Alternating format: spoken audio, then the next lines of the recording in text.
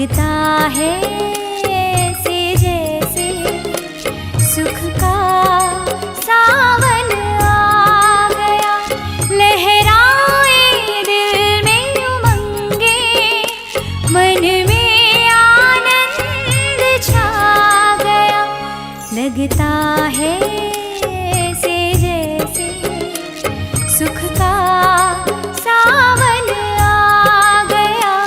लगता है से जैसे सुख का सावन आ गया।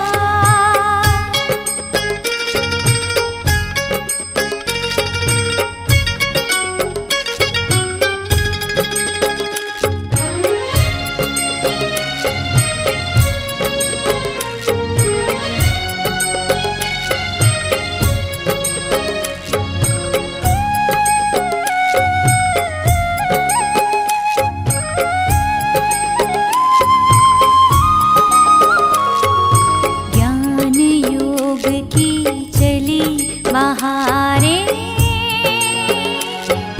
मन हमारा झूम रहा। ज्ञान योग की चली बहारें। ओम शांति। आज 30 जनवरी 2022। रिवाइज मुरली है 2 जनवरी 1990। अव्यक्त बाप दादा के महावाक्य हैं।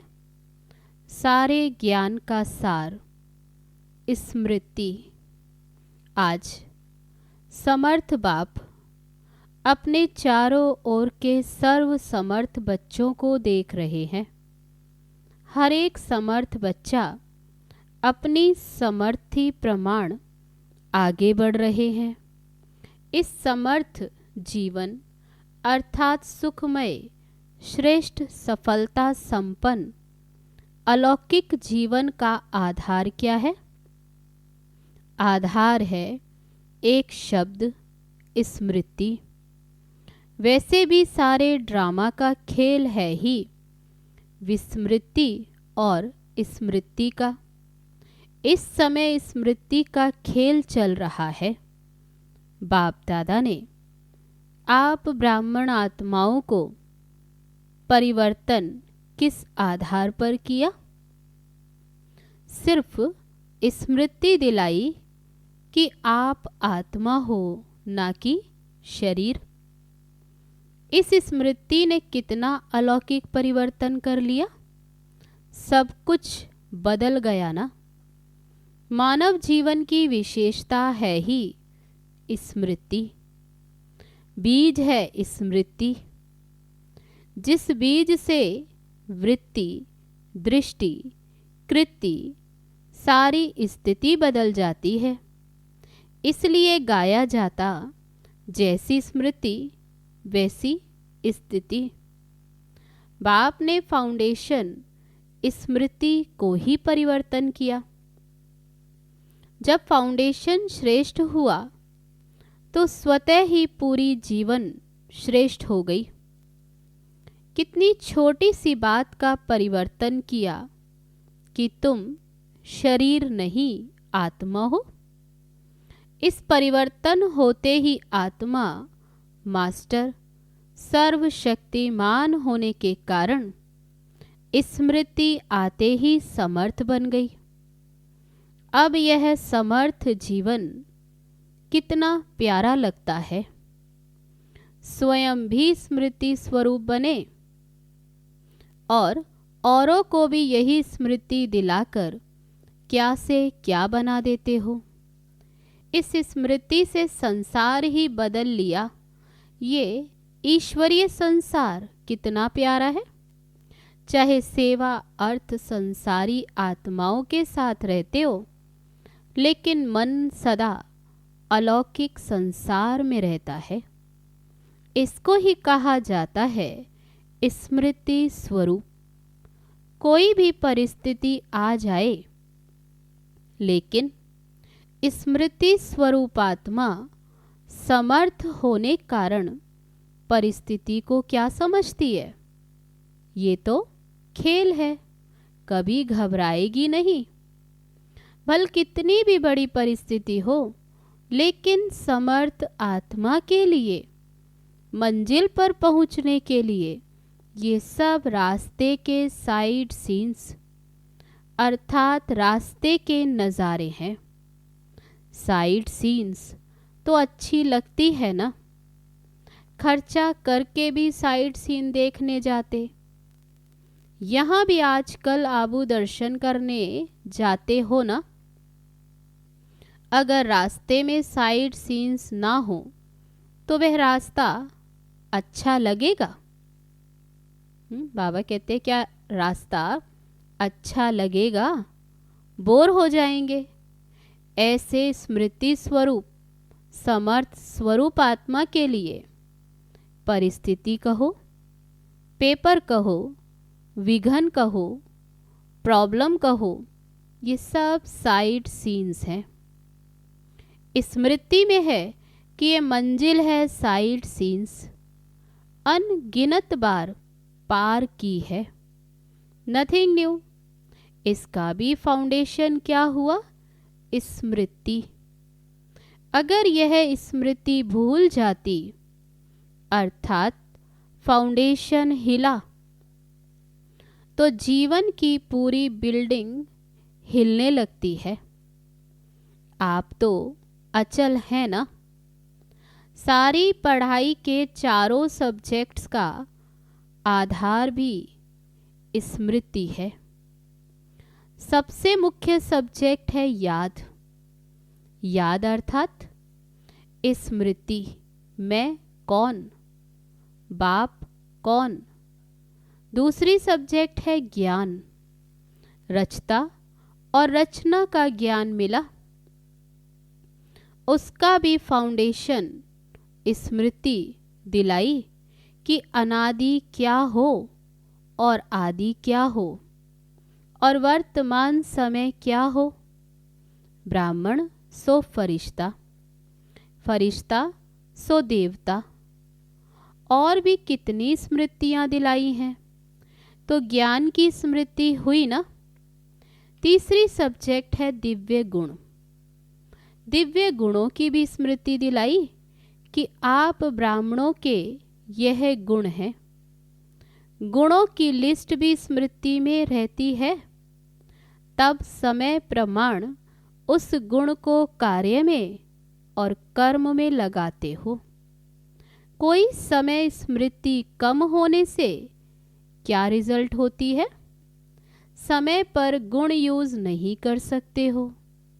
जब समय बीत जाता फिर स्मृति में आता है कि ये नहीं करना चाहता था लेकिन हो गया, आगे ऐसा नहीं करेंगे। तो दिव्य गुणों को भी कर्म में लाने के लिए समय पर स्मृति चाहिए। अभी अभी ऐसे अपने पर भी हंसते हो, वैसे भी कोई बात व कोई चीज समय पर भूल जाती है तो उस समय क्या हालत होती है? चीज भी है लेकिन समय पर याद नहीं आती तो घबराते हो ना।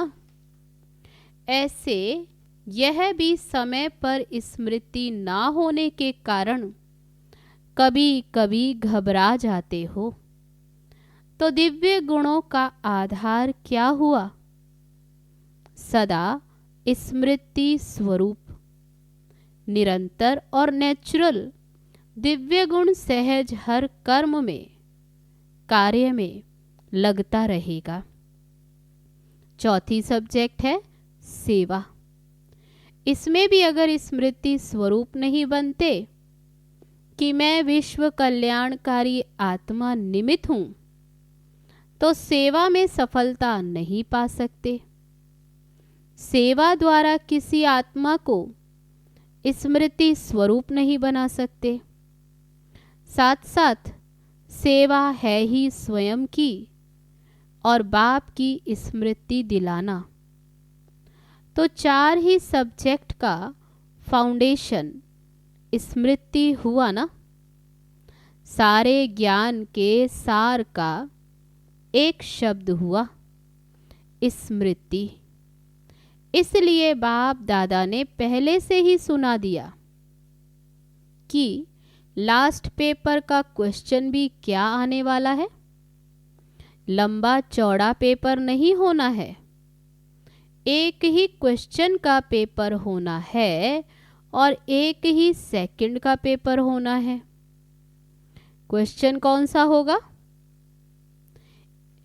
नष्टो मोहा स्मृति स्वरूप। क्वेश्चन भी पहले से ही सुन लिया है ना, फिर तो सभी पास होने चाहिए। सभी नंबर 1 पास होंगे या नंबर वार पास होंगे? डबल विदेशी किस नंबर में पास होंगे? तो बोले नंबर 1। बाबा बोले तो माला को खत्म कर दें या अलग माला बना दें? उमंग तो बहुत अच्छा है। डबल फॉरेनर्स को विशेष चांस है लास्ट सो फास्ट जाने का। ये मार्जिन है। अलग माला बनाए तो जो पिकनिक के स्थान बनेंगे वहां जाना पड़ेगा। ये पसंद हो तो अलग माला बनाएंगे। आप लोगों के लिए माला में आने की मार्जिन रखिए, आ जाएंगे। अच्छा, सभी टीचर्स तो स्मृति स्वरूप है ना? चारों ही सब्जेक्ट में स्मृति स्वरूप। मेहनत का काम तो नहीं है ना? टीचर्स का अर्थ ही है अपने स्मृति स्वरूप फीचर्स से औरों को भी स्मृति स्वरूप बनाना।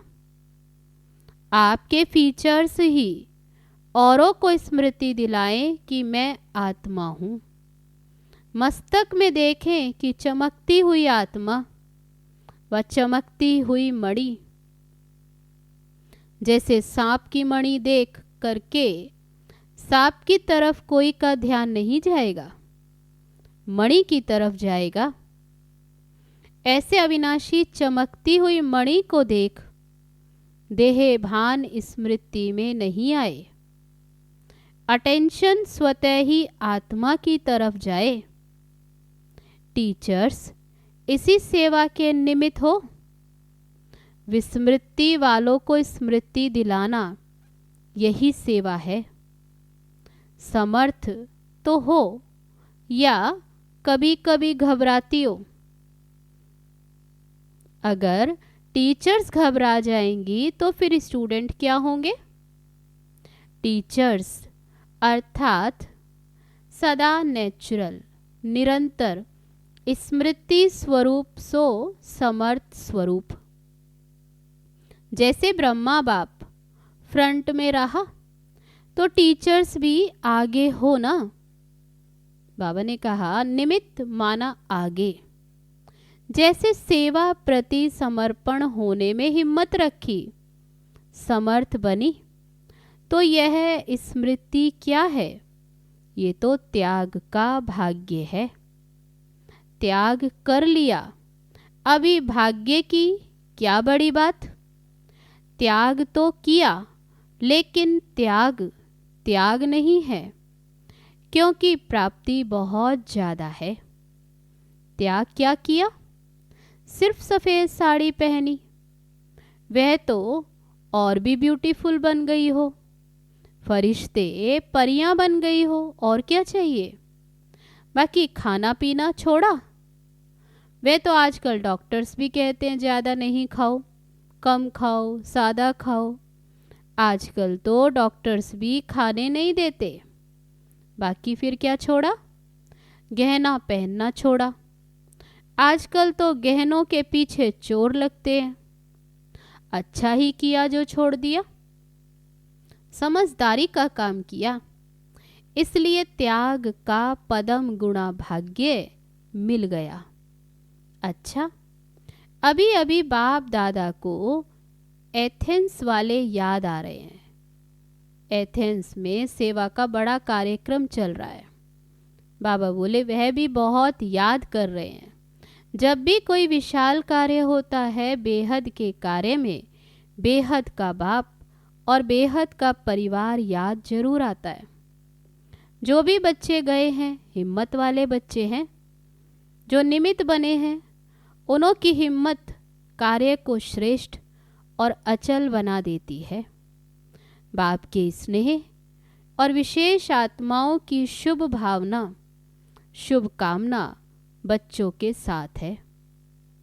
बुद्धिवानों की बुद्धि किस द्वारा भी निमित्त बनाए अपना कार्य निकाल देते हैं। इसलिए बेफिक्र बादशाह बन, लाइट हाउस माइट हाउस बन, शुभ भावना शुभ कामना के वाइब्रेशन फैलाते रहो। हर एक सर्विसेबल बच्चे को बाप दादा नाम और विशेषता सहित याद प्यार दे रहे हैं। अच्छा, सदा निरंतर स्मृति स्वरूप समर्थ आत्माओं को सदा स्मृति स्वरूप बन, हर परिस्थिति को साइड सीन अनुभव करने वाले विशेष आत्माओं को सदा बाप समान चारों ओर स्मृति की लहर फैलाने वाले महावीर बच्चों को सदा तीव्र गति से पास विद ऑनर होने वाले महारथी बच्चों को बाप दादा का याद प्यार और नमस्ते। हम रूहानी बच्चों की रूहानी बाप दादा को नमस्ते नमस्ते। ओम शांति। अब है दिल्ली जॉन से अव्यक्त बाप दादा की मुलाकात। सदा अपने भाग्य को देख हर्षित हो, सदा वाह वाह के गीत गाते हो। हाय हाय के गीत समाप्त हो गए या कभी दुख की लहर आ जाती है। दुख के संसार से न्यारे हो गए और बाप के प्यारे हो गए, इसलिए दुख की लहर स्पर्श नहीं कर सकती। चाहे सेवा अर्थ रहते भी हो, लेकिन कमल समान रहते हो। कमल पुष्प कीचड़ से निकल नहीं जाता, कीचड़ में ही होता है, पानी में ही होता है, लेकिन न्यारा होता है। तो ऐसे न्यारे बने हो। न्यारे बनने की निशानी है कि जितना न्यारे उतना बाप के प्यारे बनेंगे। स्वतः ही बाप का प्यार अनुभव होगा और ये परमात्म प्यार छत्र छाया बन जाएगा। जिसके ऊपर छत्र छाया होती है वे कितने सेफ रहते। जिसके ऊपर परमात्म छत्र छाया उसको कोई क्या कर सकते हैं। इसलिए फक्कुर में रहो कि हम परमात्म छत्र छाया में रहने वाले हैं। अभिमान नहीं, लेकिन रूहानी फक्कुर। बॉडी कॉन्शियस होंगे तो अभिमान आएगा, आत्म अभिमानी होंगे तो अभिमान नहीं आएगा, लेकिन रूहानी फक्कुर होगा। और जहाँ फक्कुर होता है वहाँ विघन नहीं हो सकता। या तो है फिक्र या है फक्कुर, दोनों साथ नहीं होते। दाल रोटी अच्छे ते अच्छी देने के लिए बाप दादा तो बंधा हुआ है। रोज 36 प्रकार के भोजन तो नहीं देंगे, लेकिन दाल रोटी प्यार की जरूर मिलेगी, निश्चित है।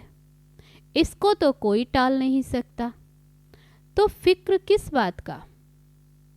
दुनिया में फिक्र रहता है कि हम भी खाएं, पीछे वाले भी खाएं, तो आप भी भूखे नहीं रहेंगे, आपके पीछे वाले भी भूखे नहीं रहेंगे। बाकी फिर क्या चाहिए। डल्लप के तकिए चाहिए क्या। अगर डल्लप के तकिए व बिस्तर में फिक्र की नींद हो तो नींद आएगी। बेफिक्र होंगे तो धरनी पर भी सोएंगे तो नींद आ जाएगी। बाहों को अपना तकिया बना लो तो भी नींद आ जाएगी। तो जहाँ प्यार है वहाँ सूखी रोटी भी 36 प्रकार का भोजन लगेगी। इसलिए बेफिक्र बादशाह हो। ये बेफिक्र रहने की बादशाही सब बादशाहियों से श्रेष्ठ है। अगर ताज पहनकर तख्त पर बैठ गए और फिक्र करते रहें तो तख्त हुआ या चिंता हुई। तो भाग्य विधाता भगवान ने आपके मस्तक पर श्रेष्ठ भाग्य की लकीर खींच दी है। बेफिक्र बादशाह हो गए हो। वह टोपी या कुर्सी वाले बादशाह नहीं, बेफिक्र बादशाह। कोई फिक्र है? पोत्रों धोत्रों का फिक्र है? आपका कल्याण हो गया तो उन लोगों का जरूर होगा। तो सदा अपने मस्तक पर श्रेष्ठ भाग्य की लकीर देखते रहो। वह मेरा श्रेष्ठ ईश्वरीय भाग्य, धन दौलत का भाग्य नहीं, ईश्वरीय भाग्य। इस भाग्य के आगे धन तो कुछ भी नहीं है। वह तो पीछे पीछे आएगा। जैसे परछाई होती है, वह आप ही पीछे पीछे आती है, या आप कहते हो पीछे आओ। तो ये सब परछाई है, लेकिन भाग्य है ईश्वरीय भाग्य। सदा इसी नशे में रहो। अगर पाना है तो सदा का पाना है। जब बाप और आत्मा अविनाशी तो प्राप्ति विनाशी क्यों? प्राप्ति भी अविनाशी ही चाहिए। ब्राह्मण जीवन है ही खुशी की।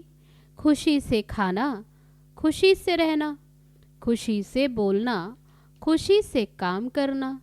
उठते ही आँख खुली और खुशी का अनुभव हुआ। रात को आँख बंद हुई, खुशी से आरामी हो गए। यही ब्राह्मण जीवन है। अच्छा, बाप दादा से व्यक्तिगत मुलाकात, आज्ञाकारी बनने से परिवार की दुआएं। बाप दादा इस परिवार की एक बात देख करके बहुत खुश हुए। कौन सी बात? आज्ञाकारी परिवार है, इतना दूर से पहुंच गए। ये भी दुआएं मिलती हैं जो आज्ञा पालन करता है। चाहे किसी की भी एक ने कहा दूसरे ने माना तो खुशी होती है। दिल से एक दो के प्रति दुआएं निकलती हैं। कोई अच्छा दोस्त या भाई हो, अगर कहते ये बहुत अच्छा है तो ये दुआएं हुई ना। किसी को भी हांजी करना व आज्ञा मानना, इनकी गुप्त दुआएं मिलती हैं। तो दुआएं समय पर बहुत मदद देती हैं। उस समय पता नहीं पड़ता, उस समय तो साधारण बात लगती है, चलो हो गया। लेकिन ये गुप्त दुआएं आत्मा को समय पर मदद देती हैं। ये जमा हो जाती हैं। इसलिए बाप दादा देखकर खुश हुए। चाहे किसी भी कार्य के लिए आए तो है ना। और ये भी याद रखना कि परमात्म स्थान पर किसी भी कारण से, चाहे देखने के हिसाब से भी आ गए, जानने के हिसाब से भी आ गए, तो भी पांव तो रखा, उसका भी फल जमा हो जाएगा। ये भी कम भाग्य नहीं है। ये भाग्य भी आगे चल करके अनुभव करेंगे। उस समय अपने को बहुत भाग्यवान समझेंगे। किसी भी कारण से हमने पांव तो रख लिया बाबा के घर में, तो अभी तो पता नहीं पड़ेगा, अभी सोचते होंगे पता नहीं क्या, लेकिन बाबा जानते हैं कि जाने अनजाने भाग्य जमा हो गया, जो समय पर आपको भी पता पड़ेगा और काम में आएगा। अच्छा, रशिया के भाई बहनों की याद चक्रधारी बहन ने दी। अच्छा है, थोड़े समय में सफलता अच्छी और अच्छी अच्छी प्यासी आत्माएं निकली हैं। उनका स्नेह बाप के पास पहुंच गया। सभी को याद प्यार लिखना और कहना कि बाप दादा का स्नेह सभी बच्चों को सहयोग दे आगे बढ़ा रहा है। अच्छी सेवा है, बढ़ाते चलो। अब है आज का वरदान। पुरुषार्थ की यथार्थ विधि द्वारा सदा आगे बढ़ने वाले सर्व सिद्धि स्वरूप भव। पुरुषार्थ की यथार्थ विधि है अनेक मेरे को परिवर्तन कर एक मेरा बाबा। इस स्मृति में रहना और कुछ भी भूल जाए, लेकिन ये बात कभी नहीं भूलें कि मेरा बाबा। मेरे को याद नहीं करना पड़ता, उसकी तो याद स्वतः आती है। मेरा बाबा दिल से कहते हो तो योग शक्तिशाली हो जाता है। तो इस सहज विधि से सदा आगे बढ़ते हुए सिद्धि स्वरूप बनो। अब है आज का स्लोगन। माया जीत बनना है तो स्नेह के साथ साथ ज्ञान का भी फाउंडेशन मजबूत करो। अब है लवलीन स्थिति का अनुभव करने के लिए आज का अभ्यास। कर्म में, वाणी में, संपर्क व संबंध में, लव और स्मृति व स्थिति में लवलीन रहना है। जो जितना लवली होगा वह उतना ही लवलीन रह सकता है। अभी आप बच्चे बाप के लव में लवलीन रहे, औरों को भी सहज आप समान व बाप समान बना देते हो। अच्छा, ओम शांति।